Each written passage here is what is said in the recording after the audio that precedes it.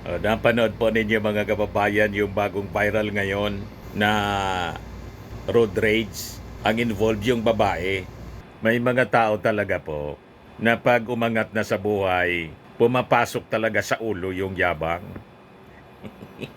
Di ba? Kasi sabi, yun na yung nakabangga. Tapos nagdidemand siya na dapat niya bayaran mo yung kutsi ko. Kasi yung kutsi mo luma lang. Ay, ganun po. Yan sabi, luma kasi yung kutsi mo. Wala kayong pambayad. Sabi dito sa post ng isang netizen, yung ikaw ang bumangga tapos ikaw pa ang dapat bayaran kasi bago ang kutsi mo. Talaga po yung tao, mga kababayan, pag may mga tao na pag umangat lang sa buhay po, pumapasok na sa pumapasok sa ulo yung yabang at nagiging matapobre na. You see? Ito po, panoorin natin kung paano siya magyabang. Kasi ang iniisip ko, wala naman kayong pambayad eh. Ano mo na pambayad? Bago kotse ko. O wala pa kayo. Ikaw ang... Ayaw na lang luma kotse mo. Gago. Ano pa nga? Anong luma? Ano pa nga? Matrilido eh. Wala kang pakialam kahit ba't mo yan?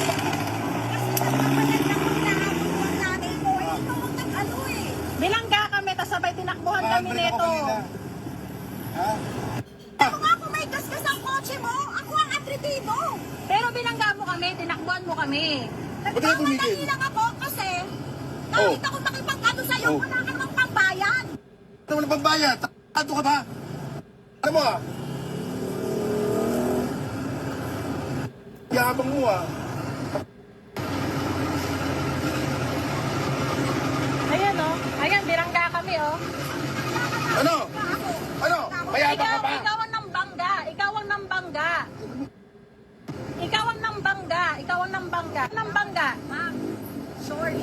Ang alam ko talaga, hindi ko ako nakabangga. Kaya nga ako nagganon eh.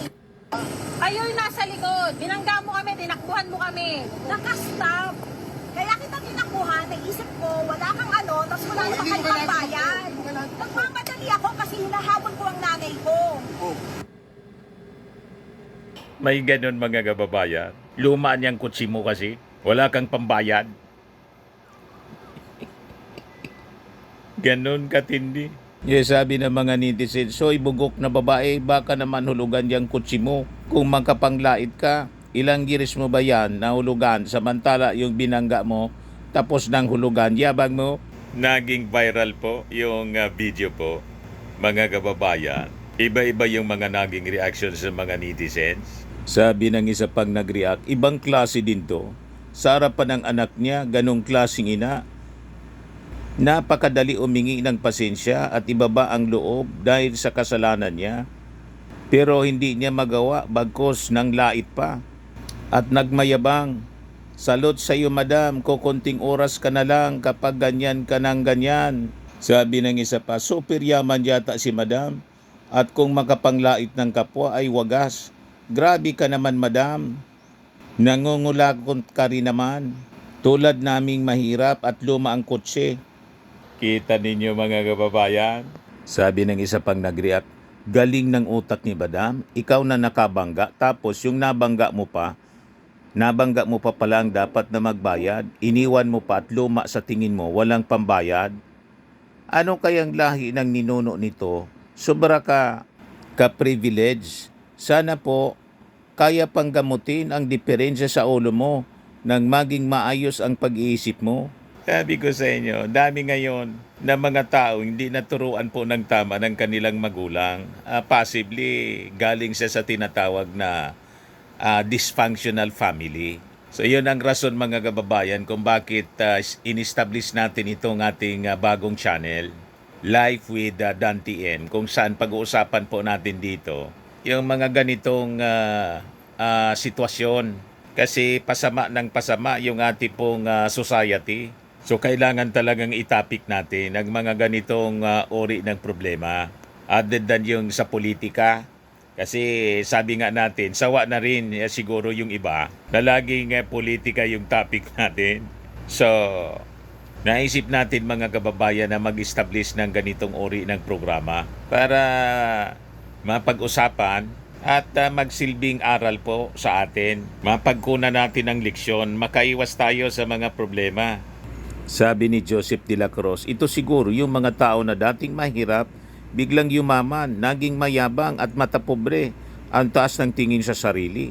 Tandaan po natin, ang mga nagmamataas ay binababa at ang mga nagpapakababa ay siyang tinataas ng Diyos. Ugaliin pong magpakababa at gumawa ng mabuti sa kapwa, mga kapatid.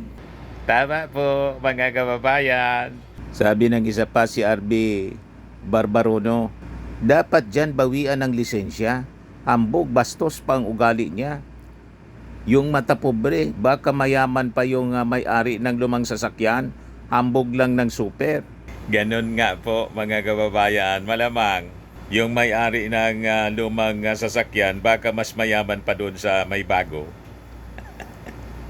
Bagong yaman. Di ba? Kaya masyadong maanga sa buhay. Tawag dyan sa amin dito, nanalian, masyadong nanibago. At dahil dyan, umakyat sa ulo yung kanyang yabang. Sabi ng isa pa, si Bonakid Ramirez, dahil dyan madam sa iskandalong ginawa mo, nadamay lahat ng pamilya mo at kamag-anak. Kamag-anak mo, isang kahiyan yan para sa pamilya mo. Hindi porkit bagong sasakyan mo, mamailiiton mo agad. Yung lumang sasakyan, isang kwento na walang halaga. Tama, malamang ikahiya siya ng kanyang mga kamag-anak. Viral eh.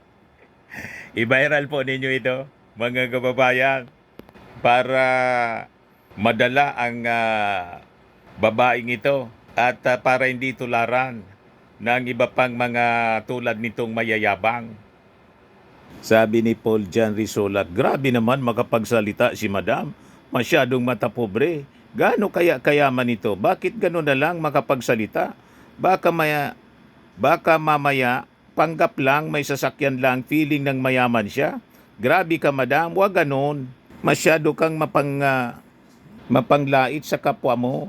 Sabi ni Marco Macaya, nakakaya kayo. Yan ba tinuro mo sa pamilya mo? Panlalait ng kapwa? Ayoko nang magkapera, baka ganyan ang maging ugali ko, di baling mahirap kami.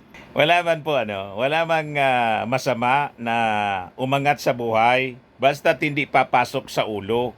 Yung pag-angat sa buhay, may kasabihan po tayo, tularan lang ang palay, sabi po, abang nagkakalaman, lalong nagpupugay. O di ba? May matandang kasabihan po, tularan mo anya yung palay, habang nagkakalaman, lalong nagpupugay. Habang nagkakalaman yung bangko, dapat laging lalong magpakumbaba ka. Habang yumayaman ka, dapat humble lang po.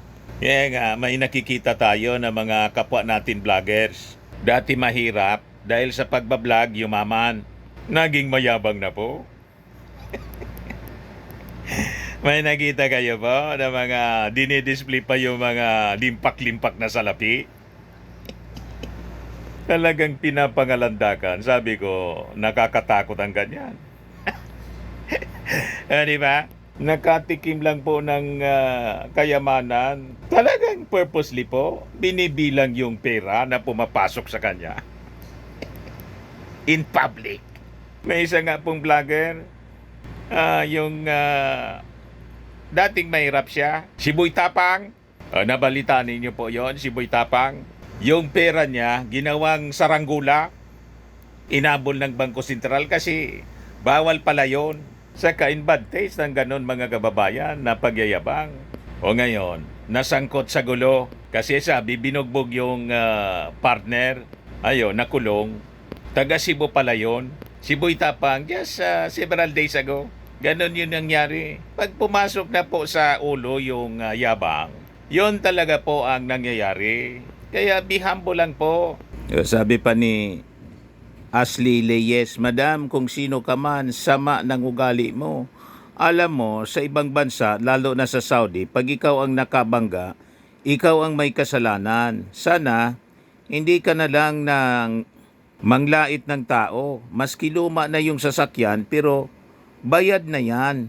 Ang sayo, baka hulugan pa yan sa Bombay. Ang yabang mo, sa Saudi, mga Fortuner car, kinakargahan lang ng mga kanding na hayop.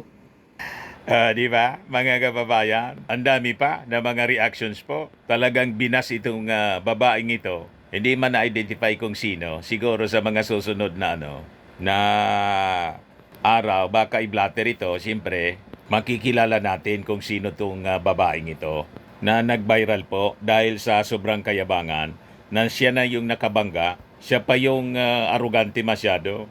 Huwag tutularan mga kababayan ang ganitong uri ng pag-uugali. Be humble lang po. Tama pa?